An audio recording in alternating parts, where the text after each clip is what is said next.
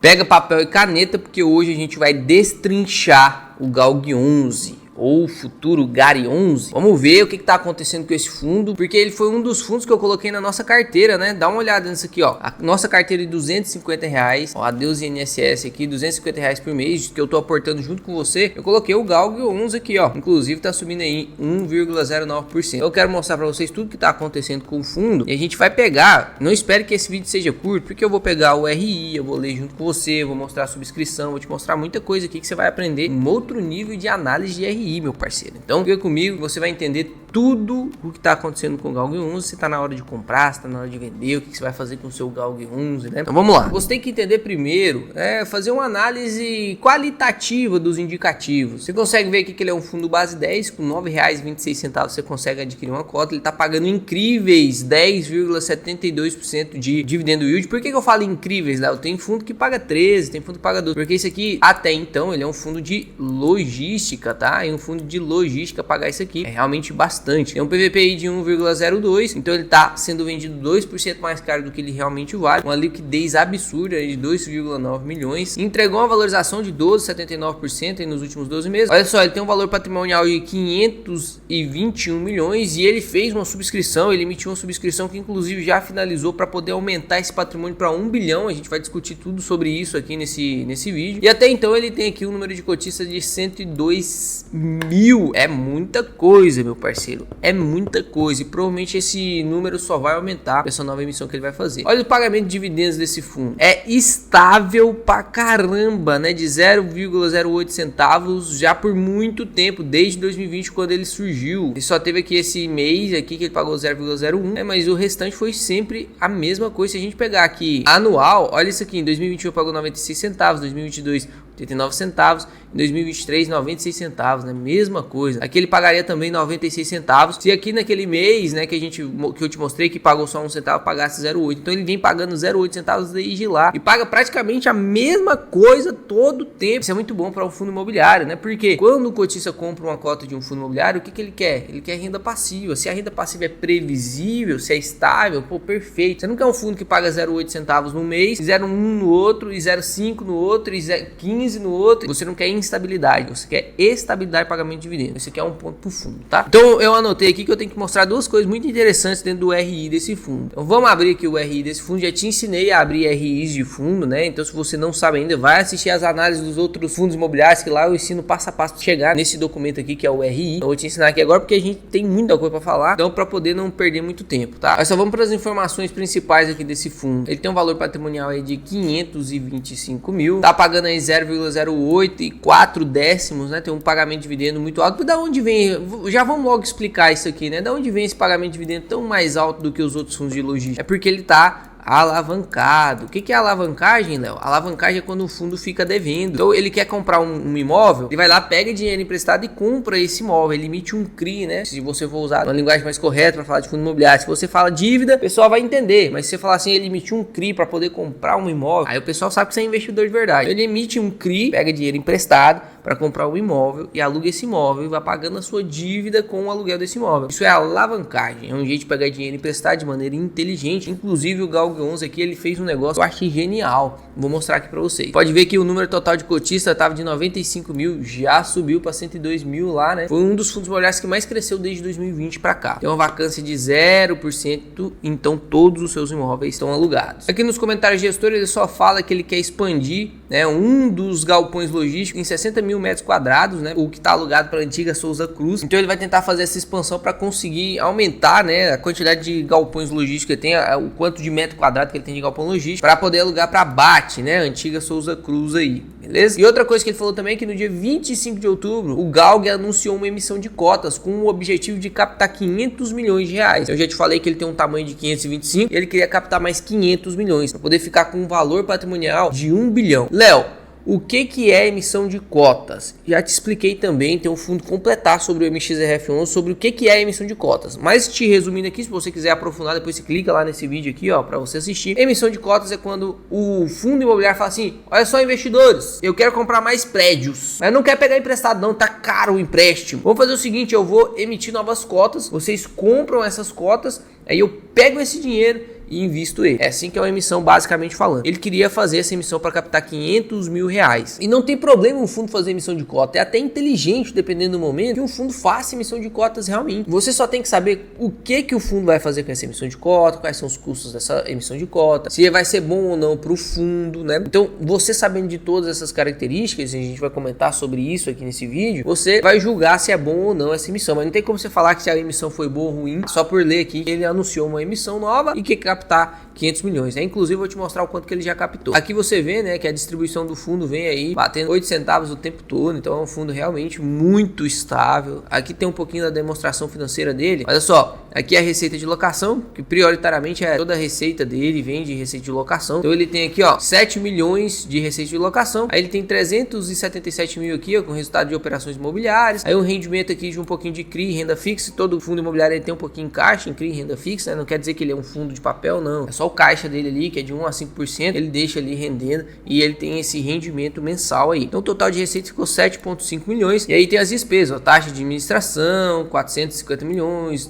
outras despesa financeira que são os CRIs. Isso aqui sim são as despesas, né? Esse 2,3 milhões aqui é o que ele tem que pagar todos os meses, que advém daquele CRI que ele emitiu, daquela dívida que ele pegou para comprar imóveis, tá? Então isso aqui vem da alavancagem. Então ele tá rendendo aí 7,5 milhões todos os meses, tá pagando de dívida e de despesa 2,8 milhões todos os meses, fica com um resultado de 4,6 milhões, que dividido pelo número de cotas, ficou um resultado de 0,81 e distribuiu 0,84. Aqui mostra o resultado do fundo, né? Mostra o spread entre o rendimento do GALG e da NTNB. O que significa NTNB? É o IPCA, é um índice que é difícil da gente bater, né? Porque se você encontra um fundo imobiliário que rende muito mais do que o NTNB 2035, que é o IPCA, mais um rendimento fixo, cara, isso aqui é perfeito.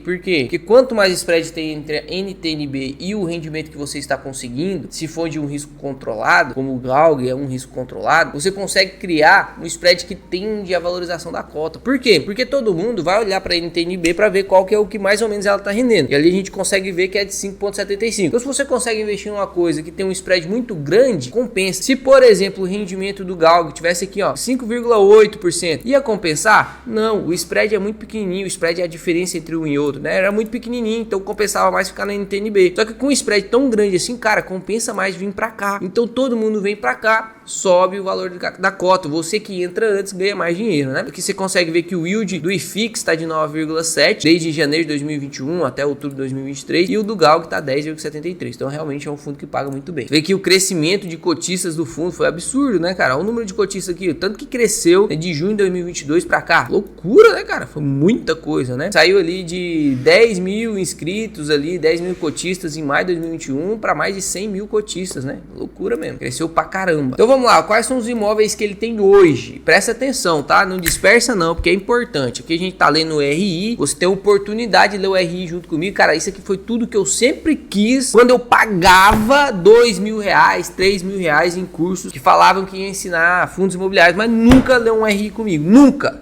É loucura isso aqui, né, cara? Nunca leram um RI comigo. Isso porque eu paguei.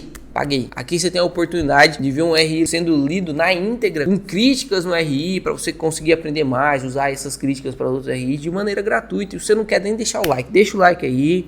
Se inscreve no canal, ativa as notificações para você não perder informações importantes como essa. Isso aqui pode ser decisivo para você se você tem GALG 11 ou se você não tem GALG 11 na carteira. Porque se você não tem, você pode decidir comprar ou realmente ficar de fora. Ou se você tem, você pode decidir vender ou realmente comprar mais e ganhar mais dinheiro em 2024, não é verdade? Então presta atenção aí, não dispersa que agora começa a chegar a parte importante aqui. 96% aqui de imóveis, né? Ele tem praticamente todo o patrimônio dele é imóvel. E ele é dividido em 5 imóveis. Tem 0% de vacância financeira, 0% de vacância física. O que significa isso? Que todos os imóveis estão alocados e que todos os inquilinos estão pagando. Não tem nada inadimplente. O vault absurdo, né, cara? Esse vault aqui é absurdo. E por que se deve esse vault aqui ser tão alto? O que é vault, Léo? É a duração média dos contratos. Quanto mais longo, melhor. Se tem um vault de 3 anos, começa a ficar legal. Vault de 4, 5, bom. Um vault de 8 anos, cara, é muito longo. É bom pra caramba. caramba. Por que é bom? Porque te dá segurança. E normalmente, quando é que eu vou ver vaults longos? Quando os contratos são atípicos. Por quê? Porque os contratos atípicos, eles têm esse nome de atípicos justamente porque tem algumas coisas neles que não ficam dentro da tipicidade de contratos de locação. Então, o contrato é mais longo, é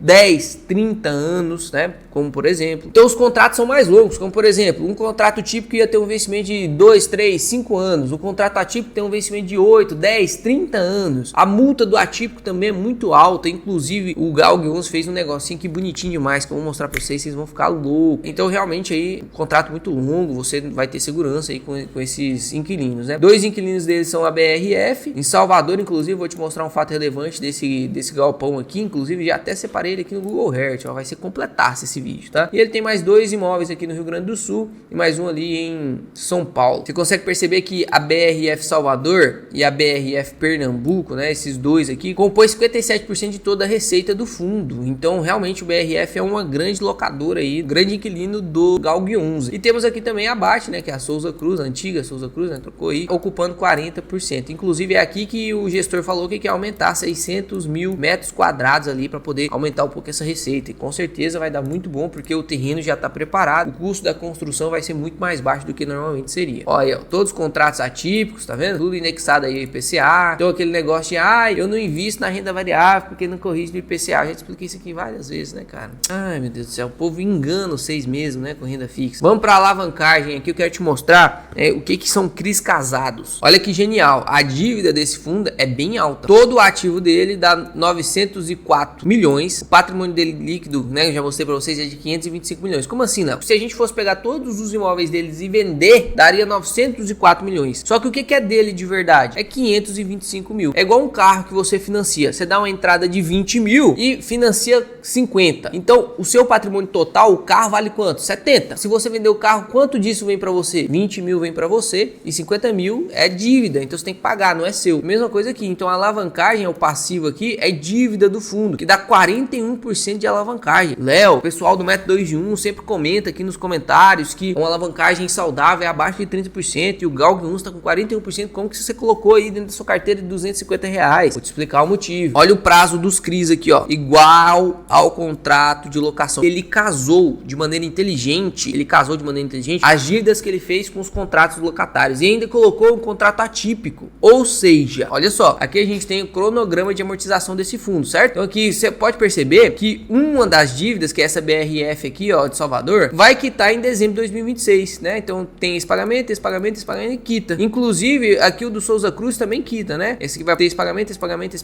e também quita. Por quê? E por que eu sinto segurança mesmo vendo esse cronograma de amortização meio apertado ali? Porque os contratos são atípicos e eles são casados. O que significa isso, Léo, de uma vez por todas? Eu tô devendo 10 mil reais. Vamos supor, eu tô devendo 10 mil reais. Eu pego esse imóvel de 10 mil reais e alugo pra Ingrid, que vai me pagar R$1.000 por mês. E aí eu vou quitando esses 10 mil reais. Eu vou demorar 10 meses para quitar. Logo, eu faço um contrato com a Ingrid para me assegurar. Eu tenho 10 mil para pagar. Eu faço um contrato com a Ingrid para me assegurar, falando assim: Ingrid, eu vou te alugar esse apartamento aí por R$1.000. Só que você vai me pagar R$1.000 por mês. E nesse contrato ele é atípico. Você tem que, no mínimo, morar aqui durante 10 meses, né? No caso aqui, o contrato é mais longo, de 3, 4, 5 anos. Mas nesse exemplo que eu tô fazendo, no mínimo 10 meses. E se você sair, você vai me pagar uma multa gigantesca. Ou seja, o que eu fiz? A Ingrid alugou. Se ela só ficar, eu vou quitar a dívida. A dívida tá segura. Se ela sair, eu também tô seguro, porque o contrato é atípico, vou cobrar muita multa dela e vou quitar a dívida. Então essa dívida aqui é uma dívida muito segura, né? A única coisa que pode dar errado é se realmente ficar inadimplente. Aí se ficar inadimplente, se a gente contratar, alugar o meu negócio lá, alugar meu apartamento por R$1.000, tudo certinho, ali ia pagar os 10 meses, só que aí ela fica inadimplente, parou de pagar. Aí é nesse momento aí que o GALG corre risco. Só que os inquilinos, por isso que eu tô contratando pra Ingrid, porque eu confio na Ingrid, minha princesa, né, vai me pagar. O GALG, no caso, também, né, escolheu os seus inquilinos. Ele locou para bons inquilinos, né? Inclusive, tem um fato relevante sobre esse galpão aqui do BRF Salvador, né? Que inclusive é esse aqui, ó. Peguei aqui, pesquisei para você ver que você consegue pesquisar todos os imóveis, né? Fundos imobiliários. Você não precisa ficar com dúvida em qual imóvel é. Só você pegar lá e digitar no Google Earth se você quiser ver, ou então no Google Maps se você quiser visitar lá, né? Então esse galpão refrigerado aqui da BRF, né? Da BR Foods aqui, ele fica aqui em Salvador, é muito bem posicionado na BR, né? Ele realmente abrange uma grande área. Inclusive a BR lançou uma proposta de compra desse galpão. Então olha só, o Galg fez uma dívida para comprar o BRF Salvador, né, esse galpão aí. Aí ele alugou para BRF e falou assim, ó, o contrato tá típico, enquanto você ficar aqui você vai me pagar tanto, se você sair você me paga essa multa, o que dá segurança para ele quitar a dívida. E a BRF ainda colocou e dispôs o interesse de comprar esse galpão, ou seja, a chance desse BRF dar ruim, de ser inadimplente ou de alguma coisa acontecer é muito pequena. Então essa alavancagem é uma alavancagem protegida, né? É uma das alavancagens aqui que cresce um pouco esse cronograma, né? Que aperta um pouco esse cronograma de pagamento. Eu me sinto seguro apesar de uma alavancagem de 41%. Por isso que eu sempre falo, você não pode petrificar nada. Por que eu falo que 30% de alavancagem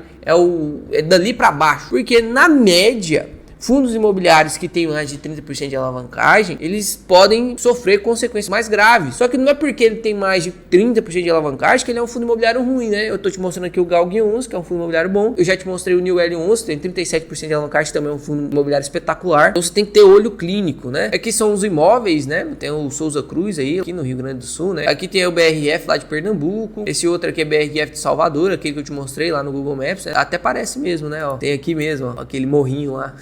Legal, né? Você conseguir ver isso, é muito bom. E tem esses outros dois imóveis. Agora você já entendeu o que é o Galg 11, né? Temos aqui uns 15, talvez 20 minutos de vídeo. Você entendeu o que é Galg 11. Eu poderia parar aqui e fingir que nada aconteceu, mas aconteceu uma coisa muito importante. O Galg 11, ele tá querendo se transformar em Gari 11. Gari 11. E para isso ele emitiu cotas. Lembra que eu te mostrei lá no início uma subscrição de cotas que o comentário do gestor falou? Também aqui, ó. Por fim, no dia 25 de outubro, o Galg 11 anunciou uma emissão de cotas para captar 500 milhões. Então vamos ver o que aconteceu com essa emissão de cotas. Isso aqui é só o fato relevante que eu esqueci de citar, né? O imóvel é o galpão de refrigerado com aproximadamente 35 mil metros quadrados, lá o BR Food em Salvador, e tem aqui o interesse de compra sobre ele, né? A gente ainda não sabe o quanto que a gestora vai receber para isso, a gente não sabe ainda quanto que o fundo vai receber para isso, para vender, né? Pode ser que a gente tenha ganho de capital com isso, pode ser que seja legal o Galg vender esse galpão logístico, ganhar muita coisa, muito dinheiro, distribuir para os cotistas e usar esse dinheiro para poder aplicar nessa nova estratégia que ele tá querendo adotar, ou então comprar outro galpão logístico se ele tiver de olho, né? Então, dependendo de quanto vai pagar, é bom. Já viu aquele ditado? Pagando bem que mal tem? Então, se for um pagamento muito bom, realmente pode valer a pena sim. Então, vamos aqui para emissão de cotas. Olha só que legal, olha só que legal. O VGHF, inclusive eu falei com vocês aqui, né, sobre o VGHF querendo virar um FOF, ele tentou emitir 1,1 bilhão de reais, se eu não me engano, 1,1, alguma coisa assim. E ele não conseguiu emitir tudo isso, ele captou ali uns 500 milhões. O Galg 11 queria emitir para captar 500 milhões. Olha só o tanto que ele captou. Ele captou o máximo que dava para captar, porque sempre numa subscrição de cotas, se tiver alta demanda, ele pode emitir mais 25%. No caso que 25% era 125 milhões, então ele conseguiu captar tudo que ele queria, 625 milhões. Então dos 525 mais 625 milhões, o fundo imobiliário, o Galg 11 agora vai ter 1,150 bilhões, é isso mesmo. Aqui é só um documento para te mostrar o quanto que ele captou, né, que foi finalizado aí a subscrição de cotas. O que eu quero te mostrar é essa intenção do Galg virar Gari, né, e tem um conflito de interesse aqui. Então vamos entender muito bem o que é isso. Para que o fundo imobiliário lançou sua subscrição de cotas, tá? Aqui, esse aqui é um prospecto de subscrição, olha o tanto de páginas, olha o tanto de páginas, são 217 páginas, né? O fundo imobiliário, quando ele vai emitir, ó, aqui, ó, ele tava com a intenção de emitir 500 milhões, certo? O fundo imobiliário, quando ele vai emitir uma cota, uma subscrição de cota, ele tem que explicar o porquê, como que vai funcionar, tudo bem direitinho. E aí, eu quero te mostrar qual é a intenção do Galg 11 de emitir esse dinheiro. Para que ele quer esse dinheiro? É para comprar mais galpão? É para quitar a dívida? É para quê? Vamos lá, eu vou te mostrar aqui o porquê que ele quer e por que ele tá querendo trocar então o nome de Galg para Gari. Então olha só, aqui o Galg antes da subscrição e aqui o Galg depois da subscrição, que vai virar Gari. O que vai mudar? O patrimônio líquido vai subir de 0,5 bi, né, 525 milhões para mais de 1 bi, né? Agora vai dar 1,1 bi. Volume de ativos aí, ó, de 0,9 bi de patrimônio. Lembra de patrimônio de ativo? Lembra que eu te mostrei aqui, ó, em parte de ativo? Ó, tava 900 milhões, né? Então 0,9 bi vai subir para 1,5 bi. Uma parte ainda será dívida, né? O número de ativos vai subir de 5, que ele tem 5 ativos agora, que eu já te mostrei, para 12 ativos. Então ele tá querendo comprar 7 ativos. Vamos entender o que é esses ativos aí. Vai subir de 3 inquilinos para 6 inquilinos. Isso aqui é o que vai mudar e por isso que vai mudar de Galg, né, LG de logística para RE, né, que é Real Estate. Real Estate é investimento imobiliário, então pode ser logística, pode ser laje, pode ser renda urbana, né? Você vai ver aqui aqui agora que ele tá logística e renda urbana. O que é esse renda urbana? Normalmente são supermercados, eu já vou te mostrar. Olha o Vault, que tava em torno de 9 anos, vai subir para 11,5. Caramba, né, cara? Estão mandando bem, realmente. A alavancagem, que era de 42%, vai reduzir para 26%. Por quê? Porque ele captou esse dinheiro, o patrimônio vai subir e a dívida vai continuar a mesma. Então, a dívida é a mesma, só vai ser diluída pelo quanto de capital que ele tem, porque todos esses 7 imóveis que ele vai comprar agora vai ser à vista, ele não vai dever nada. Base de cotista de 81 mil para 130 mil. Liquidez diária vai subir pra caramba também, né? O dividendo yield ainda vai subir um pouquinho. Por que vai subir? Renda urbana normalmente paga mais, né? Porque tem um risquinho a mais, né? Então tem que pagar mais mesmo. Vamos ver quais são os imóveis aqui que ele tá querendo comprar. Aqui embaixo mostra, olha só. Grupo Pão de Açúcar, Pão de Açúcar, Pão de Açúcar, Pão de Açúcar, Grupo Mateus. Então são 3 grupos Mateus e 4 grupos Pão de Açúcar, né? E olha só o cap rate, 8%. Eu já te expliquei o que é cap rate também, né? É o quanto que ele vai ganhar nessa negociação. Então realmente vai ser contratos atípicos, ele não vai perder essa característica de ser contrato atípico, vai continuar sendo contratos duradouros, longos, e normalmente renda urbana tem isso, né? Lembra do contrato que o HGLG fez com a Açaí, que eu inclusive mostrei pra vocês? Se eu não me engano foi com a Açaí, foi com o Carrefour. Contrato de 30 anos, um dividendo yield muito bom. Eu só não me lembro agora se era contrato típico ou atípico, mas ser contrato atípico ainda confere um pouco mais de segurança, né? Muita coisa, o cap rate muito bom, é o quanto que ele vai ganhar em valorização do imóvel, né? Agora você já entendeu por que tem que trocar de GALG para GARI, porque antes era logística, agora vai ser real estate, vai ser renda urbana, logística, laje, vai ter agora um portfólio mais flexível, né? Ele vai poder fazer outros investimentos que não só logística. Léo, o fundo pode fazer isso? Pode, você tem que ver lá, né, qual que é o regulamento dele. Quando você vira um cotista, tem que ler o regulamento, qual que é a estratégia do fundo. Lá no regulamento dele, tem falando lá que ele pode se expor em outras áreas também. E agora a intenção dele é se expor isso. Tem grandes opiniões que vão se levantar. Primeiro, por que o GALG não continua só logística? Eu gosto do GALG do jeito que ele é. E ele sendo do jeito que ele é hoje, né, que ainda não virou GARI, ele é muito bom, cara, muito bom. Ele se transformando em GARI, pode ser que ele se torne ainda melhor, pagando mais yield, menos alavancado, com contratos com vault mais longo, né, tudo atípico, e pode ser que ele se torne ainda melhor. Eu tô dentro dessa equipe que apoia o GALG virar GARI, porque realmente eles fazem bons negócios, vai ganhar um cap rate absurdo, né, vai conseguir talvez diminuir inclusive a dívida dele, né, a alavancagem pode quitar um pouco essa emissão e comprar esses imóveis aí. Tá tudo acordado já tá praticamente tudo certo. E tem aquela outra opinião que vai subir, tipo assim, ó, por que não abrem um outro fundo, já que a Guardiã tá querendo abrir um outro fundo de renda humana? Abre um outro fundo separado, abre o GARI e deixa o GALG. São 2 fundos separados, né? Faz a emissão de cotas lá para um fundo novo. É lógico, né? Fazer a emissão de cotas para um fundo novo é mais difícil do que um fundo que já existe, principalmente que conseguiu e conquistou a confiança de todo mundo, né? Em 3 anos cresceu pra caramba. Então, o GALG fazer uma emissão de cotas fez captar 625 milhões, uma emissão que era para captar 500. Agora, se o fundo que ainda não existe, ainda não entregou rendimento, ainda não tem nenhum histórico de segurança, ainda o mercado não sabe como que ele é, se ele fazer uma emissão de cotas para poder, um fundo novo, né, para poder captar recursos, para poder comprar esses imóveis, normalmente vai captar muito menos, porque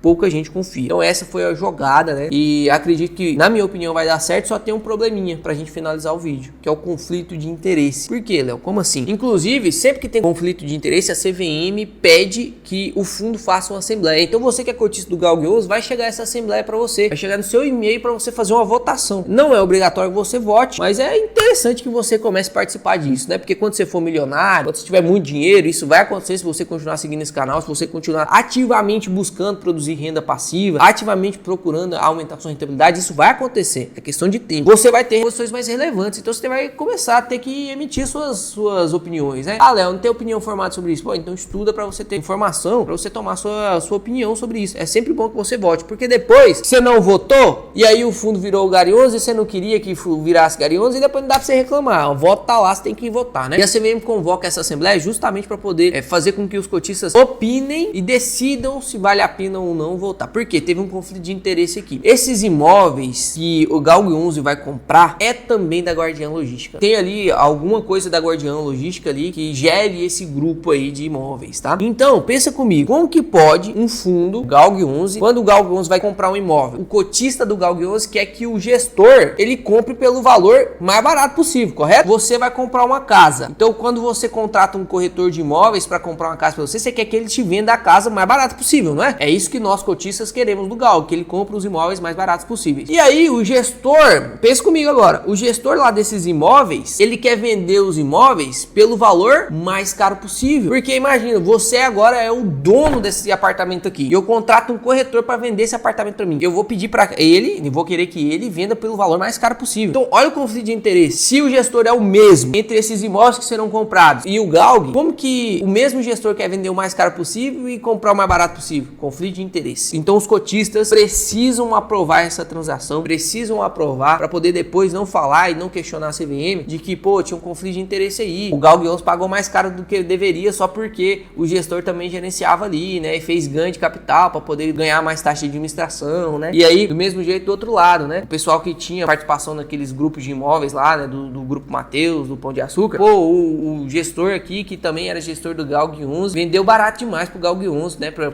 o Galg 11 conseguir comprar barato. E nós aqui ficamos no prejuízo, que o imóvel valia 100 mil, foi vendido a 80. Então, tem esse conflito de interesse. Saindo dessa votação, que eu acredito que vai ser positivo, o fundo vai trocar o nome de Galg para Gari, vai melhorar pra caramba, na minha opinião. Vai ser diversificado, então ele vai ser híbrido agora, vai continuar sendo de tijolo, mas ele vai ser híbrido agora, entre renda urbana e logística. Eu acredito que o Galg tá mandando bem aí nessa subscrição. O único detalhe que eu achei ruim nessa subscrição foi o custo ir pros cotistas, mas isso é um detalhe que a gente vai falar depois. Se você quiser, inclusive, aprender a analisar RI, eu te ensinei aqui, cara. Se você quiser aprender a analisar nessa profundidade, você não ter dúvida. Você entende que agora você não tem dúvida do que você tem que fazer com o Galg 11? É só você decidir. Você não precisa mais ter dúvida. Ai, será que eu tô tomando a decisão certa? Não. Se você decidiu sair, se você saiu entendendo, perfeito, tá certo. Se você decidiu ficar entendendo, também tá certo. Não tem posição correta, mas você entendeu o que você tá fazendo. É isso que você precisa começar a fazer. Se você quiser aprender a analisar RI dessa maneira, cara, eu te convido você a fazer sua pré-inscrição na mentoria Geração de Dividendos. Vai abrir no dia 29. Um dos módulos dentro da Geração de Dividendos é sobre fundos imobiliários. Você vai se transformar num profissional em fundos imobiliários, tá? Além do módulo de fundos imobiliários, tem mais 11 módulos que você vai aprender do zero. Você não precisa saber nem o que é B3. Você vai aprender desde o zero até como se transformar em investidor profissional em